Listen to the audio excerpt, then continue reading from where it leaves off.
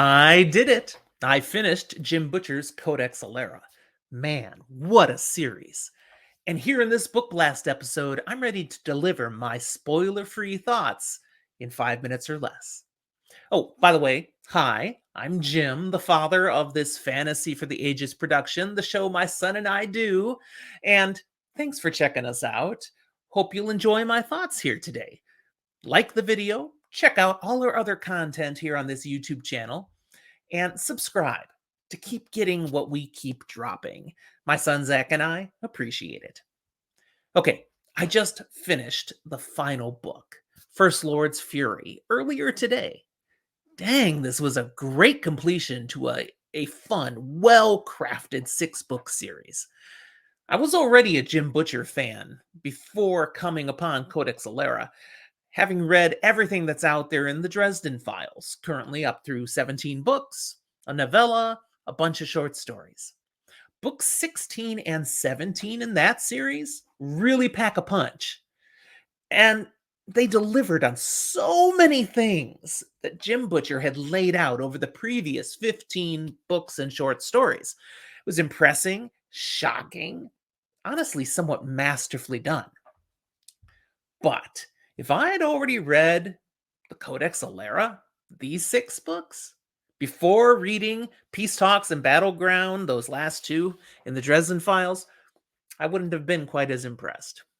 Oh, not at all that what Butcher has done in the Dresden Files isn't impressive writing and plot planning, because, oh, it is.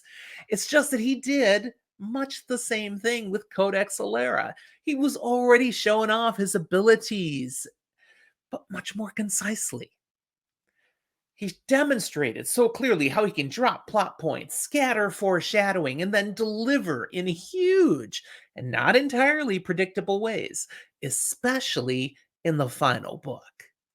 What I experienced as I read First Lord's Fury was so many moments of arc conclusions that were, of course, and so that's why that happened in the previous books.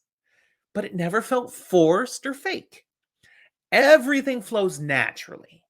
There was just such beautiful symmetry in the overall tale that Butcher tells here. I mean, there were still things happening at the very end of this book, book 6, that were elegant callbacks to occurrences in book 1. Things that had happened for their own logical reasons back then, but now were elevated to far greater meanings and purposes in the final book. And it just all works so well.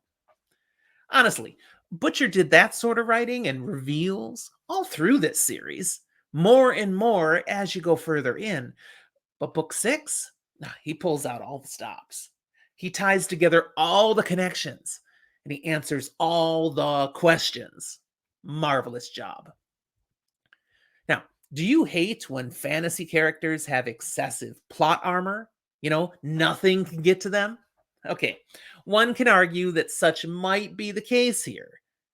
But see, Jim Butcher created a magic system for Codex Alera that allows for many to survive just about anything. It's not armor, it's the reality of the world the author created. But all don't have it. There are plenty of deaths. Oh my goodness, so many deaths, especially here in First Lord's Fury. And even some who were previously untouchable, they get touched now. They do. But I can say no more. Spoiler free.